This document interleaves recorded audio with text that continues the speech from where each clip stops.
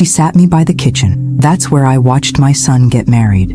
Through a swinging door behind a tray of shrimp cocktail. I paid for the wedding. Every flower, every chair. But when the music started and the toasts began, I wasn't part of it. Not even close. I smiled, stayed quiet, and after the last bite of cake, I burned it all to the ground with one phone call. Subscribe if this story finds you. And tell me, where in the world are you watching from? There was no sign, no card, no nameplate, no warm greeting. Just a folding chair with a paper napkin tossed over the seat. That was my place, between a stack of used trays and a wheeled cart with a broken wheel that squeaked every time someone pushed it. I stood there for a few seconds, blinking hard. The scent of marinara hung in the air, thick and sour, clinging to the steam from the kitchen doors. I felt the heat from the ovens against my back, and something inside me twisted. I looked down at my dress, soft mauve chiffon, hand-stitched. I had spent 3 hours getting my hair done that morning. 3 hours pretending this day would be as special for me as it was for them. But no one had told me. No one said, "We've made other seating arrangements." No one even looked at me when I arrived. Not even Daniel. He was too busy, smiling wide, adjusting his cufflinks, letting her mother kiss him on the cheek like she'd raised him. Like she was the one who stayed up every night when he had night terrors. Like she was the one who took double shifts when he needed braces and I couldn't afford both rent and his smile.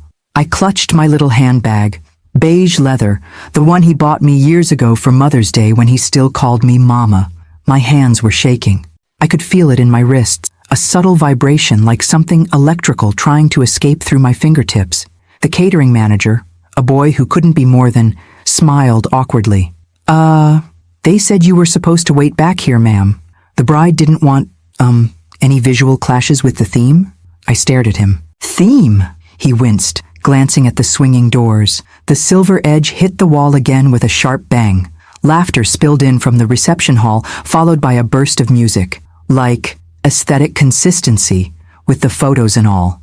I sat down slowly. The chair creaked. There was a dark stain on the floor under my feet. Gravy.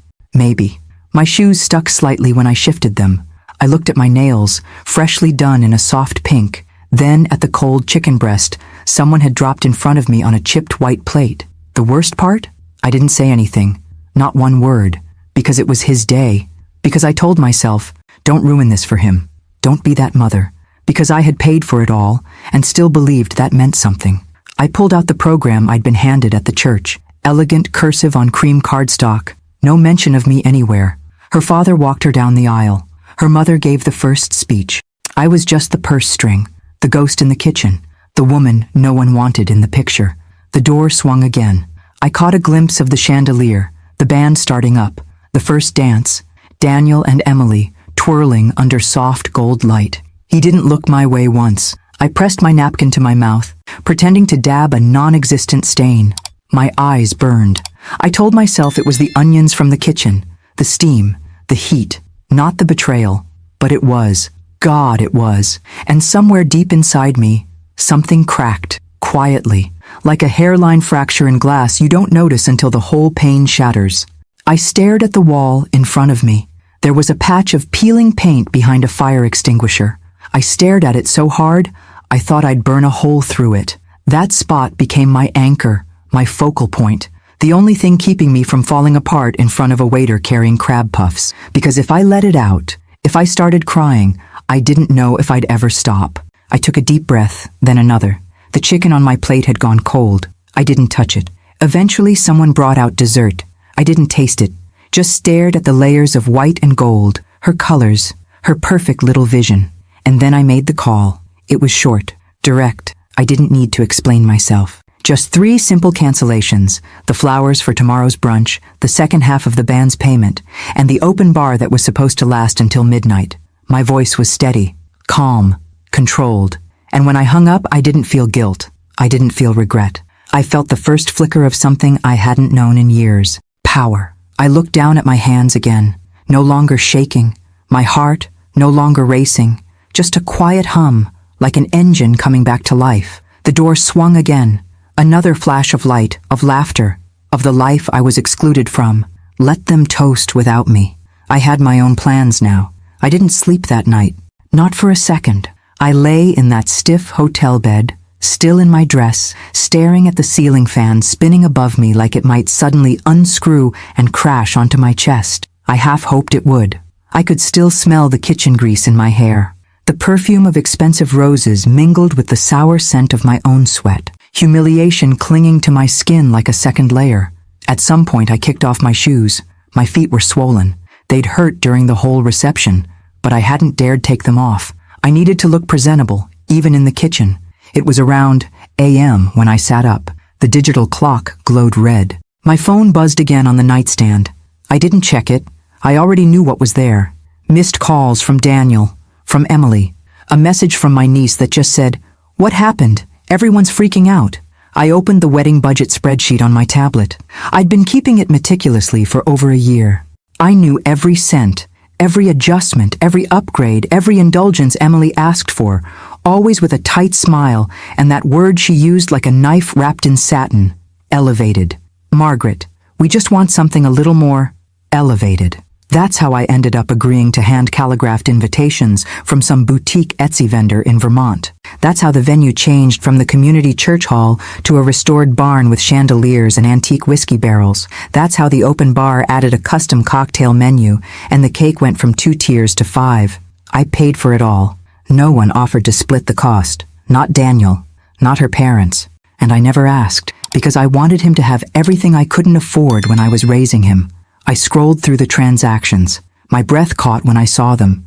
2 unauthorized charges made just days before the wedding. Bar tab from a tasting event. Dress rehearsal dinner upgrade. Same restaurant where they sat me in the back near the kitchen again. My stomach clenched. I double-checked the card. My card. Used without permission. And then I saw the note she left on Venmo to one of her bridesmaids. His mom is covering everything. Might as well go big. Wedding vibes. I didn't cry. Not this time. I felt nothing. That strange, heavy nothing that comes after too much pain. Like my insides had gone numb. Like my nerve endings had curled inward to protect themselves. I reached over and turned on the lamp. The light stung my eyes. I went to the mirror above the dresser. My reflection startled me. There was mascara smudged beneath my eyes. The soft lines of my mouth had hardened into something unfamiliar. My hair was flat, one side crushed from the pillow. I looked like someone who had aged 10 years in one night. But then, something shifted. I smoothed my hair back, washed my face, sat down at the desk, and opened my email. I drafted 3 messages. One to the florist: "Please cancel Sunday delivery. The payment balance is withheld. Thank you." One to the band: "Due to changes in the event schedule, we will not require the second performance. Please consider the matter closed." One to the bar vendor: "We're scaling back post-reception services. Please cancel the second shift. Do not process the remaining balance." All were polite, all professional, but final.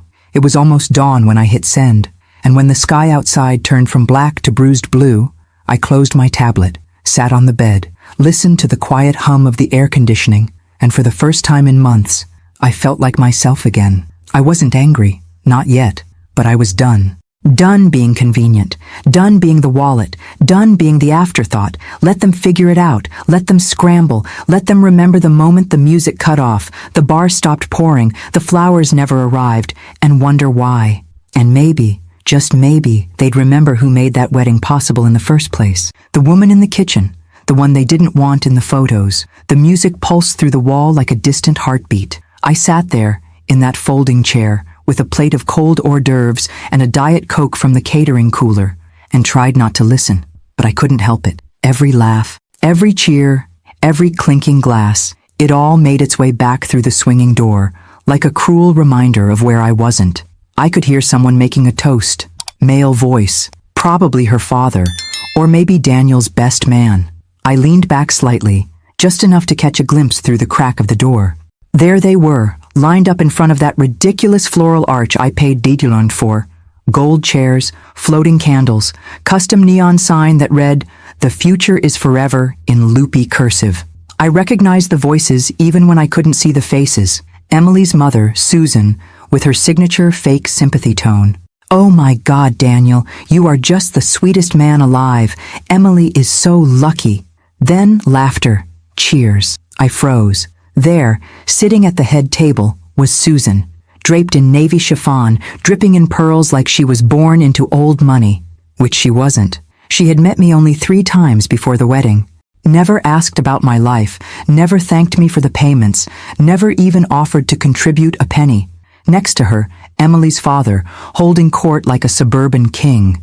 Big, booming laugh. Same man who told me at the rehearsal dinner, "We really admire your perseverance. Raising Daniel on your own and all. Must have been hard. Perseverance. As if I'd hiked a mountain, not worked years in scrubs so my kid could have a life without hand-me-downs. And there was Daniel. My Daniel. Smiling like a stranger. Sitting between her parents like he'd always belonged to them.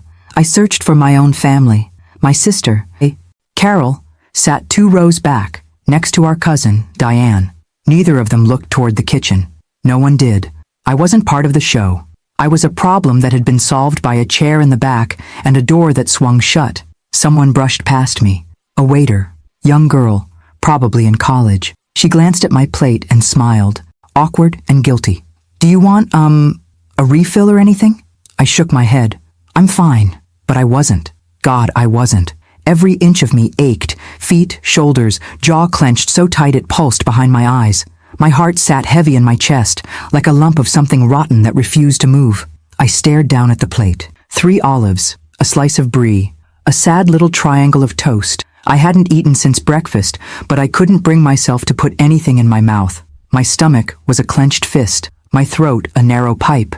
I thought of the seating chart. I'd asked Emily gently, weeks ago, "Have you figured out where I'll be sitting?" She smiled, tight, bright. "We're still finalizing everything. Don't worry, Margaret. You'll be included." I should have known. I did know. Somewhere deep down, I knew I was being managed.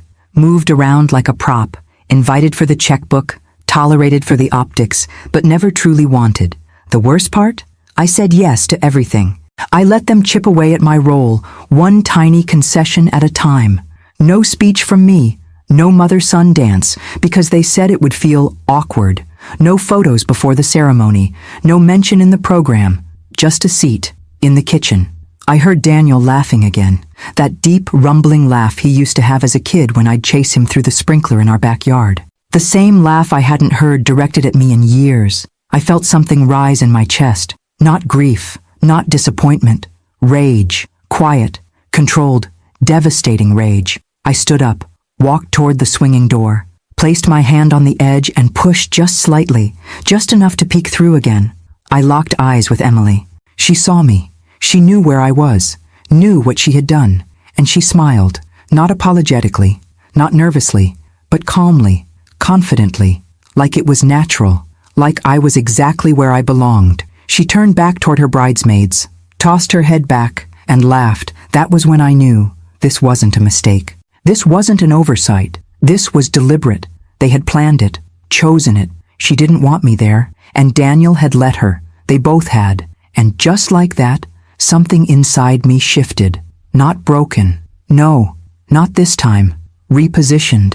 My place in their lives had changed, and I was done pretending I didn't see it. Let them have their spotlight. Let them drink their champagne. They thought I was invisible. They had no idea what I could take away. The toast started while I was still standing by the kitchen door. Someone had dimmed the lights in the reception hall. I could see the glow of string lights above, and the shimmer of gold from the chargers on each table. The mic squealed once, and then her father's voice boomed through the room like a game show host. "To our daughter Emily and her perfect new husband Daniel." Cheers erupted. I took a step back. The kitchen behind me was chaotic, metal trays clanging, voices rising, a server arguing about table 12's gluten-free plate. I moved to the side, leaned against the wall. The plaster was cold against my back. The smell of garlic and hot oil clung to the air. From the other side of the door, her father kept going. When Emily was little, she told us she wanted a fairy tale. A prince, a castle, and a happy ending. Well, sweetheart, today, you got it. More applause. My breath caught. He was never there when Daniel was little. Never saw me mop vomit off the bathroom floor at AM. Never watched me sew buttons back onto his school uniform. Never drove miles on icy roads just to take him to a chess tournament. But today, they were rewriting the story, and I had been edited out. I looked down at my hands again. My fingers were blotchy, the skin thin, slightly trembling. The cold air vent above made my arms prickle. Then came Emily's mother's turn. Her voice was syrupy, over-rehearsed. "We're so grateful to be joined today by so many people who love Emily and Daniel, and to welcome Daniel into our family. He's like a second son to us already." Another cheer. Like a second son. Not a word about me. Not a word about the woman who raised him. "No, thank you for everything, Margaret. No, we appreciate your generosity. No, this day wouldn't be possible without her. Nothing." I bit the inside of my cheek so hard I tasted blood. My feet ached, but I refused to sit. Then came the part I had been dreading, the groom's speech. Daniel stepped up to the mic. He looked radiant. Strong jaw, confident stance, tailored suit that I had helped pay for. I had seen him take his first breath in a NICU unit. Now he stood there, grown, glowing, a stranger. "I just want to thank everyone for being here," he said. His voice was deeper than I remembered, polished, like he'd rehearsed it in a mirror. "I feel so lucky. Emily, you've made me the happiest man alive. And to your family, thank you for welcoming me like your own. I truly feel at home with you all." My throat closed. "And to everyone who helped make today happen, thank you. This has been the most incredible day of our lives." My name was never said. Not once. I had paid the venue, the catering, the photographer, the DJ, the linens, the custom neon sign. I even paid for the dress Emily wore as she stood there with her hand on his arm. And yet, I didn't exist. The servers clapped. I didn't move. The band picked up again. The dance floor started to fill. Someone brought me a slice of cake on a plastic plate. I stared at it. Vanilla, with raspberry filling. Her favorite. I don't like raspberry. Never did. I looked at the thin gold fork they gave me. My hand was steady now. I remembered when Daniel turned 10 and asked for chocolate cake with sprinkles. I worked 2 extra shifts just to buy the one from the bakery he'd pointed to in the window. His eyes lit up when he saw it. He hugged me so tight that day. That boy was gone. In his place, a man who didn't even remember to save me a chair. I set the cake aside. I waited until the last bite of dessert was served, until people were getting up, loosening their ties, wiping icing from their lips, until the music hit that perfect peak. Then I walked out of the kitchen, straight past the servers, straight past the bar, out the side door. The air outside was cool and still, the kind of silence that hums in your ears. I took out my phone. 3 calls, 1 to the florist, 1 to the band, 1 to the bar manager, polite, direct, no need for explanations. By the time I walked back into the hotel, the wheels were already turning. Tomorrow's brunch? Cancelled. Late night music set? Pulled. Second bartender and cocktail menu? Gone. I had stayed quiet long enough. Let them enjoy what's left. Let them feel the gap, the absence. Let them ask questions. I didn't care if they called me dramatic, petty, ungrateful. They already erased me from the story. All I did was turn the page. The hotel room smelled like rose lotion and something faintly metallic. Maybe the stress, maybe my skin. I sat cross-legged on the bed, the comforter still perfectly made beneath me, untouched since I checked in 2 nights ago. I hadn't cried, not once, but something inside me had turned cold. Not frozen, no. Frozen things are brittle. They crack. I was hardening, tempered. The sun hadn't even come up yet. I reached for my purse and pulled out my phone. 6 missed calls, 2 voicemails, a dozen messages. "Daniel, where are you? Why is the brunch canceled? Mom, seriously, this isn't funny. Emily, I don't understand what's going on. Are you okay? Please respond. This is so childish." I laughed, quietly. Just a puff of air through my nose. Childish? I opened the banking app again. My fingers moved with the muscle memory of someone who had balanced a checkbook every Sunday for 3 decades. The charges were still there, unauthorized, arrogant. The bride, my new daughter-in-law, had helped herself to my card for a pre-wedding bar crawl and a spa day with her bridal party. I could see it all in the itemized receipts. Bottles of champagne, manicures, facial masks, brunch for 8. No one asked me. No one even told me.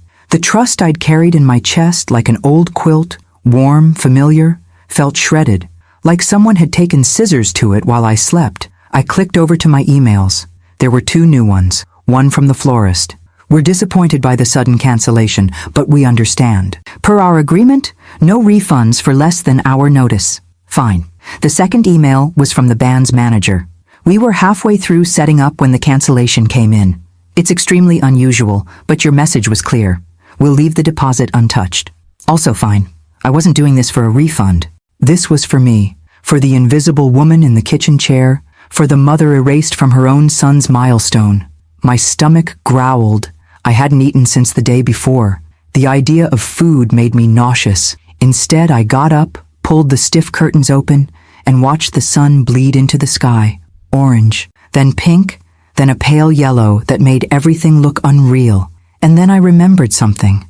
A little red file folder, stuffed away in the drawer of my dresser back home. Old paperwork, legal things, letters I never threw out. I felt pulled to it, like it had been whispering to me this whole time. I packed my things slowly, took a shower, washed off the perfume and the resentment, dried my hair, put on jeans and a button-down shirt that still smelled faintly like lavender detergent, checked out of the hotel without a word. The drive home was quiet, just the sound of tires on asphalt and the soft static of the radio playing songs I didn't know. The kind of drive where you start to hear your own thoughts, loud and unfiltered. He didn't mention you. They all saw where you were sitting. No one did anything. When I pulled into my driveway, the roses I had planted 2 summers ago were in full bloom.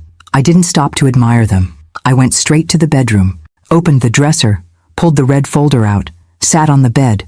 At the bottom of the stack, beneath old insurance papers and a few photos I hadn't looked at in years, was a letter. The envelope was yellowed at the corners, postmarked from Arizona, a date written in my late husband's handwriting, the year he left. I remembered finding it weeks after he died. I hadn't opened it then. I couldn't. It had felt like salt in an open wound, like letting him speak from the grave when I wasn't ready to listen. But now, I slid my finger under the flap. The paper was thin, his handwriting slanted and familiar. It started simple. Margaret, I know you never wanted to hear from me again, but I need to tell you something. I felt my pulse pick up. My hands trembled slightly. I've been carrying a secret, and I can't take it to the grave. You deserve the truth. Daniel, he isn't biologically yours. I found out years ago. Emily was pregnant when we got together. I thought I could pretend he was mine, but he's not, and neither of us ever told you. I stopped reading. The room spun just for a second, then settled. I read the rest. Apologies, excuses, regrets, words that meant nothing now. Daniel, my Daniel, was the product of an affair, another woman's child, left on my doorstep like a test I didn't know I was taking, and I passed. God help me, I passed. Every scraped knee, every bedtime story, every night shift I took to buy him sneakers and class photos, I passed with flying colors. And yet, here I was, discarded, replaced, erased. But now, I had a new clarity, a truth sharp enough to cut through years of silence. And I was done bleeding. I didn't cry.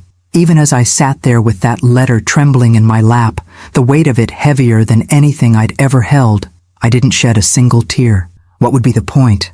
Tears had built Daniel's childhood. Tears paid for his shoes, his asthma medication, his first car. They filled my pillow after his father left, and again when he walked across that high school stage, not once turning to wave at me in the crowd. I had run out of tears years ago. What I had now was something else. Not grief, not heartbreak. Clarity. I walked to the kitchen and poured myself a cup of coffee. Black, strong. I sat by the window and watched the neighbor's sprinkler tick-tick-tick across the lawn. It was a normal Sunday morning, but I was no longer the woman who paid for someone else's fairy tale and got a folding chair behind the punch bowl in return. I was no longer the woman who would swallow this. Not this. I opened my phone and began with the florist. My voice was calm, polite. I thanked them for their understanding, confirmed again that Sunday's arrangements would not be needed. I didn't explain. I didn't owe them that. The band was next. Same tone, same silence about the reason. Then the bar service. Hi, this is Margaret Langley. Yes, that's right. I'm calling to cancel the cocktail reception for the post-wedding brunch. Yes. No issues. Just a change of heart. Thank you. Click. 3 calls, 3 cuts. I could have left it there, but I didn't, because I knew what was coming. I turned off my phone, turned it back on 5 minutes later. 38 unread messages, 3 voicemails, Daniel again. Mom, where are you? The band didn't show. What the hell is going on? Emily's mother. I don't know what's happening, but this is incredibly unprofessional. People are asking questions. Then Emily herself. Margaret, seriously, is this because you were upset about the seating? That's just petty. We had a vision. Don't ruin this. Petty. The word echoed, like a slur, like a branding iron. And yet, when I closed my eyes, all I could see was her smirking across the reception hall, knowing where I was. Knowing what she had done. Knowing I wouldn't fight back. Until now. I turned off the phone again. Let them spiral. Let the questions pile up. Let them realize the bar ran dry because I was the well. That the music stopped because I paid the final note. That the flowers never arrived because the roots were rotten. I cleaned the kitchen, wiped the counters, fed the cat. It was the most peace I'd felt in months. Around noon, the doorbell rang. I didn't answer. Let them knock. Let them sit in the heat of their own discomfort. Later that night, I posted a single photo on Facebook. Not of the wedding. Not of me. Just a picture of the check I wrote. Blurred out the account number. Left the signature visible. No caption. No explanation. Just that. A truth they couldn't deny. A receipt of sacrifice. And then I logged off. Not just from Facebook. From the guilt. From the silence. From pretending this wasn't betrayal. I didn't need their explanations, their spin, their justifications. Let them sit in the wreckage. I wasn't going to save them from it. The silence was the first sign they were scrambling. No more messages, no more calls, just a strange, stretching quiet, like the eye of a storm passing directly over my house. I could feel it, the tension, the waiting. They didn't know what I would do next. I didn't either, but it was going to be mine. Monday morning, I brewed coffee and sat by the window again. No makeup, no earrings, just me and the day, and the hum of the fridge in the background. Daniel hadn't called since yesterday. The last voicemail had been short, stiff, defensive. You really made a scene, Mom. Everyone's talking. You embarrassed us. I don't know what you were trying to prove, but you crossed a line. I didn't even flinch when I heard it, because here's the truth no one likes to say aloud. You can give everything to someone. Your time, your money, your love, and still be disposable. You can build their entire world and still be told you're not part of the aesthetic. The betrayal didn't surprise me anymore. What surprised me was how little I cared now that I'd stopped begging for their approval. That morning, I deleted his contact from my phone. His. Just the name. The number remained. I didn't need to forget him. I just didn't want his name lighting up my screen like it still belonged there. Around noon, I went out. Grocery store, post office, small errands. Life continued. And in the bakery aisle of all places, I saw Diane, my cousin who'd flown in for the wedding. She smiled when she spotted me, but there was hesitation behind it. Margaret? Hey. I nodded. She stepped closer, lowered her voice. Are you okay? I met her eyes. Were you okay? I asked, watching me sit back there. She flushed. I didn't realize that was on purpose. I thought maybe you... No, I cut in gently. You didn't think. That's all? There was a long silence. I'm sorry, she said finally. It was wrong. I should have said something. I nodded once. Thank you. She looked relieved, like that small moment of accountability had freed her. It hadn't freed me, but it was a start. When I got home, I found a bouquet on my porch. Carnations, the cheap kind, already wilting. No card. I didn't bring them inside. Instead, I walked them straight to the trash bin. Later that evening, I checked Facebook. The photo of the check had nearly 100 comments. Old friends, colleagues, neighbors, people I hadn't heard from in years. Some were confused, some were outraged, but most understood. One comment stuck out. This broke my heart, Margaret, and I've never related to something so deeply. Thank you for showing us we don't have to stay quiet. That was it. The beginning of something new. Not revenge, not spite, power. Reclaimed. Let them rage in group chats. Let them spin their own narrative. I wasn't replying. I wasn't explaining. I was finally choosing silence, not as submission, but as control. And the silence, this time, was mine. It started with the drawer. A creaky old thing in the guest room dresser, half stuck, always needing a little hip bump to open. I wasn't even looking for anything in particular. Just clearing out the remnants of a life I'd been too tired to sort through. But somewhere between the yellowing tax returns and expired coupons, I found it. That red folder again. The same one I thought I'd already emptied.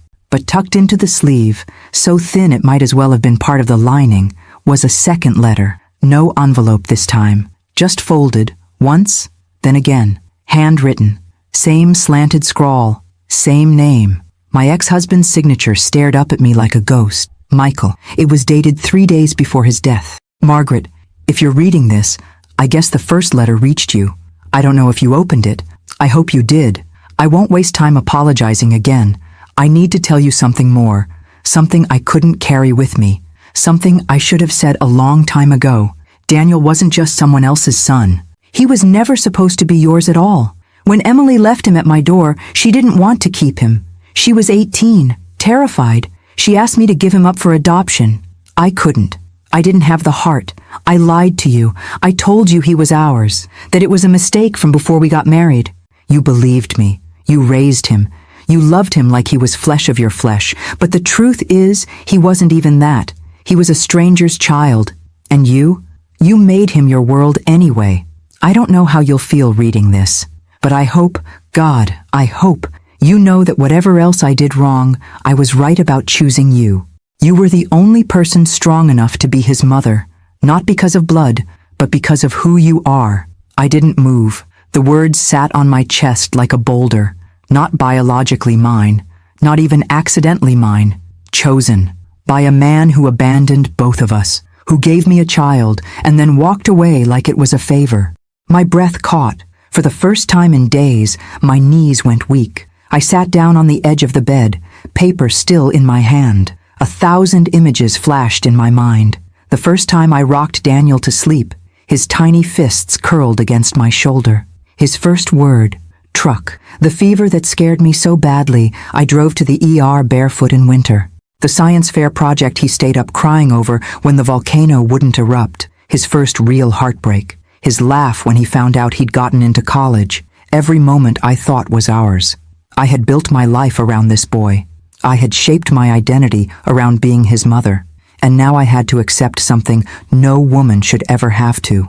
He never truly saw me that way. He loved what I gave, not who I was. Not really. If he had, he never would have let her put me in that kitchen. He never would have stayed silent. He never would have let them erase me. I placed the letter on the bed, smoothed it out with my palm. It didn't feel like betrayal anymore. It felt like freedom. For 62 years, I had lived a version of myself that only existed in service to others. Wife, mother, provider, ghost. But now, with that truth staring up at me in ink faded with age, I saw something new.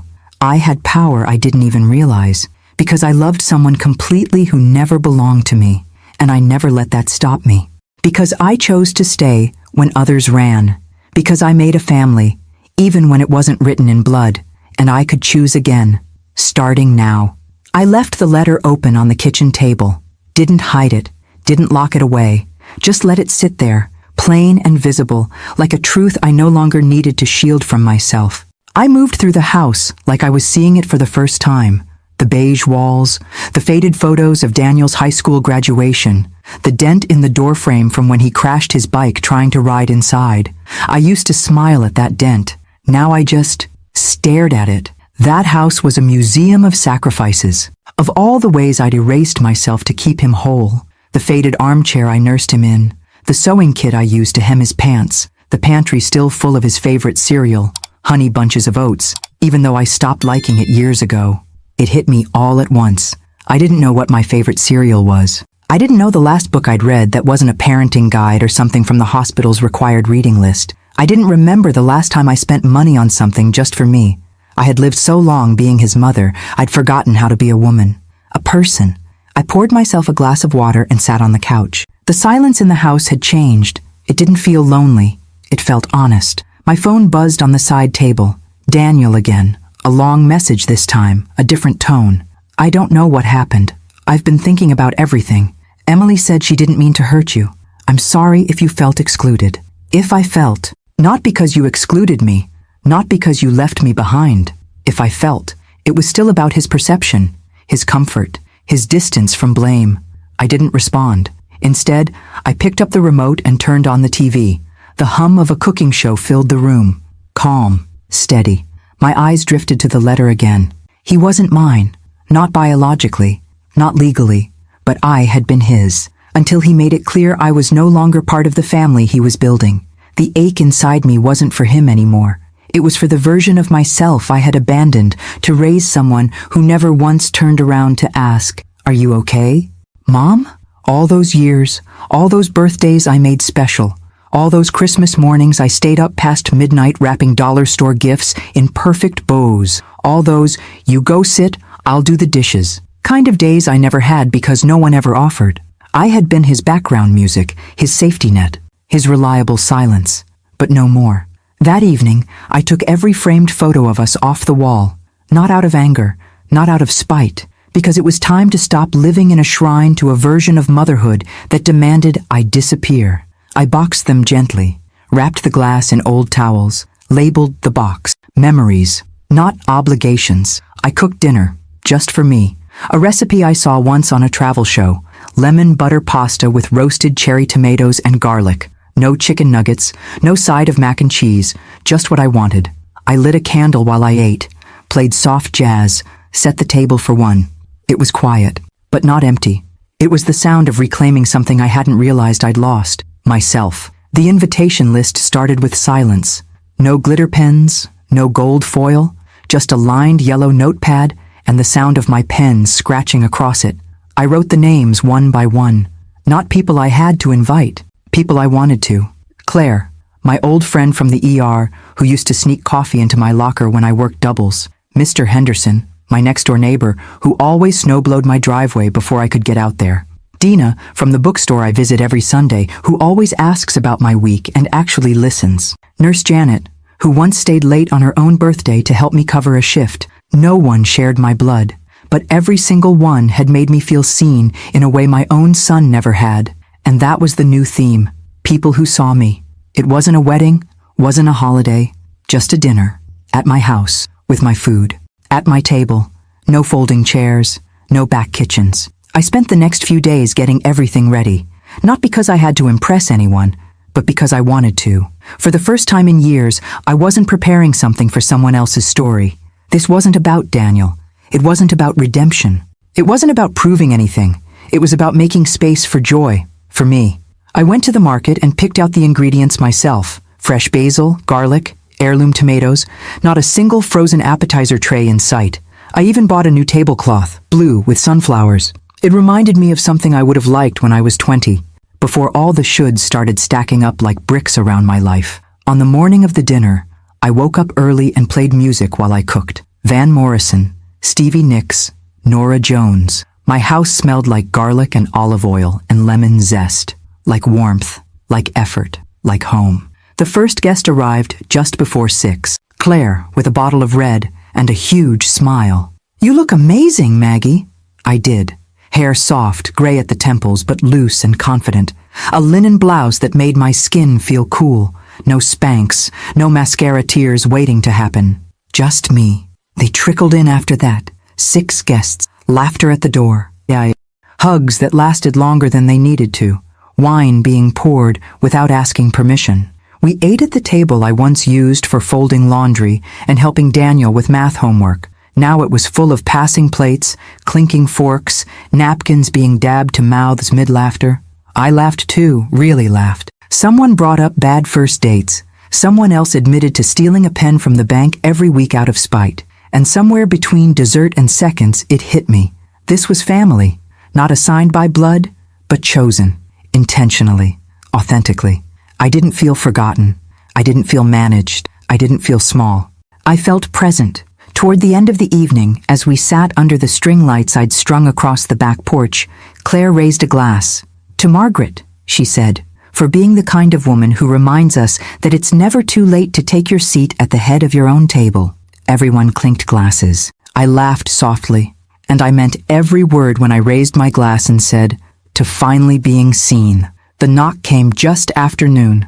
Not loud, not urgent, but steady, like he knew I was home and wasn't going to leave until I opened the door. I stood in the hallway, barefoot, watching his silhouette through the frosted glass. Daniel. It had been a week since the wedding. 7 days of silence from me. 7 days of unraveling for him. I opened the door slowly. He looked the same, But not really. The suit was gone. So was the glow. He wore a wrinkled t-shirt, dark circles under his eyes. His mouth tightened when he saw me, like he'd rehearsed 10 different ways to start this conversation and forgot them all at once. "Hi, Mom." I didn't say it back. I stepped aside, let him in. He hesitated, then walked past me.